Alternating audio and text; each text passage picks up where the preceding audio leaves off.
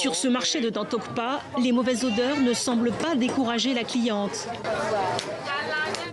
Quand c'est décongelé, je n'aime plus acheter. Les morceaux choisis sont pourtant décongelés. Les décongélations à répétition en ont même changé la couleur.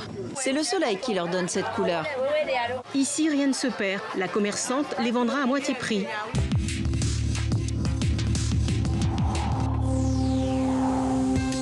On trouve de tout à Dantokpa, sur le marché de Cotonou, grand comme une trentaine de terrains de football.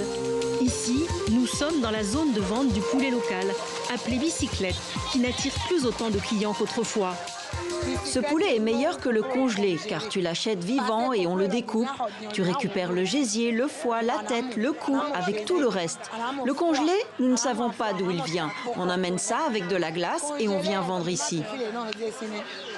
Mais pour manger ce poulet bicyclette, choisi vivant, il faut payer entre 3 000 et 3 500 francs CFA, environ 5 €, le double du poulet morgue, un luxe pour beaucoup de Béninois. Ces poulets sont meilleurs que le congelé, car ils n'ont pas avalé des médicaments. Ils ne pourrissent pas vite. Le business de la volaille congelée est colossal. 150 000 tonnes déversées au Bénin chaque année via le port de Cotonou. 3 fois plus qu'il y a une quinzaine Ça vient d'années. du Brésil. Ces produits, malheureusement, sont conservés pendant des années.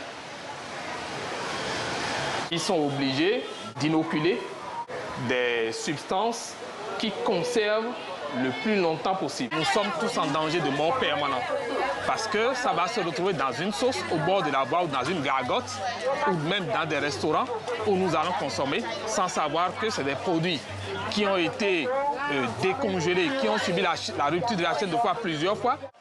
Emma Kodo, cuisinière de formation, a choisi de travailler autrement depuis 2 ans avec des produits frais et bons pour la santé.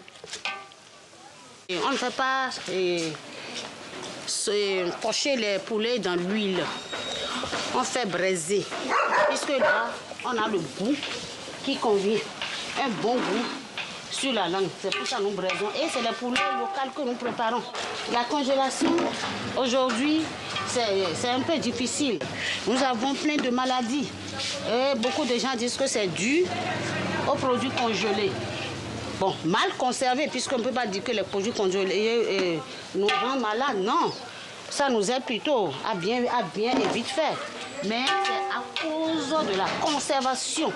Les produits qui sont sortis tard, par exemple du port, du bateau, tout ça là, vous voyez, c'est pas souvent gai et c'est pas tout souvent bien pour nous qui sommes cuisinières. Ce qui est sûr, c'est que Cotonou connaît une flambée du nombre de cancers.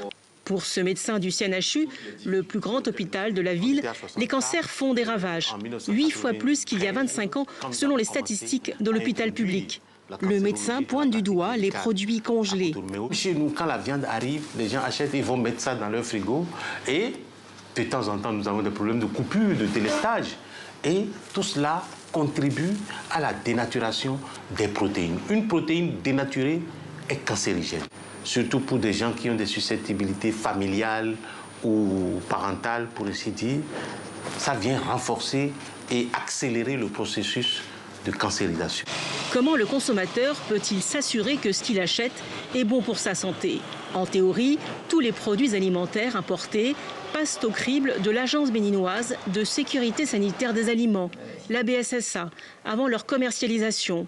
Il existe au niveau des frontières terrestres, maritimes et aéroportuaires, un dispositif de contrôle des aliments. Toutefois, vous savez, comme dans tous les pays, il y a des importations frauduleuses qui traversent le contrôle. L'année dernière, ce sont 23% des produits contrôlés, importés et locaux, qui n'ont pu franchir la barrière du contrôle sanitaire selon la BSSA. Problème, celle qui veille à la santé des consommateurs ne publie aucune liste des aliments interdits. Je vois qu'ici, par exemple, il n'y a pas de poinçon qui indique que le produit a été contrôlé, analysé par la BSSA ou le laboratoire central de sécurité sanitaire des aliments. Est-ce que vous avez le certificat de mise sur le marché pour savoir si le produit a été contrôlé? Je ne sais pas.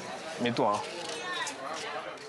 C'est vrai qu'il faut mettre un insigne sur un produit qui est contrôlé, mais au niveau du port, puisque vous savez, là, il faut accélérer les procédures. Lorsque l'échantillon est contrôlé, il revient aussi à l'opérateur qui a fait passer son produit au contrôle de pouvoir mettre aussi un tampon. Par expérience, la cuisinière Emma Kodo évite les conserves de tomates concentrées, pourtant très prisées dans les sauces. Ça, c'est la sauce de mouton. Sauce de mouton, sauce de tomates, fruits naturels. Je n'utilise pas trop la concentrée. Parce que nous avons constaté que les tomates concentrées, et la plupart ne sont pas... Il y a d'autres qui ont commencé par avoir des couleurs qui apparaissent sur les viandes. Donc ça fait que pour bien faire une sauce et donner bien à manger, il faut utiliser comment on appelle-t-on, la tomate fraîche avec de l'oignon et beaucoup d'ail. Produits congelés douteux, conserves et arômes trop riches en sel. En 2017, environ 400 échantillons sont passés par le laboratoire en charge du contrôle alimentaire. Mais son champ d'analyse est encore limité. On voit bien que sur le plan environnement pathologique, quelque chose a changé, qu'on doit chercher, dont on doit chercher les explications. Les gens qui viennent en ville, ils ont des distances de plus en plus longues comme partout. Donc, ils ne mangent plus souvent chez eux. Donc, ils mangent ce qu'ils trouvent. Or, la restauration de fast-food, de tout ce qu'on dit, et la restauration a des impératifs. On sait par exemple qu'ils utilisent beaucoup d'assaisonnement. Assaisonnement souvent salé. Les consultations pour hypertension artérielle ne désemplissent pas. L'excès de sel alimente le tueur silencieux. Vous découvrez que la proportion d'hypertendus non connus est forte.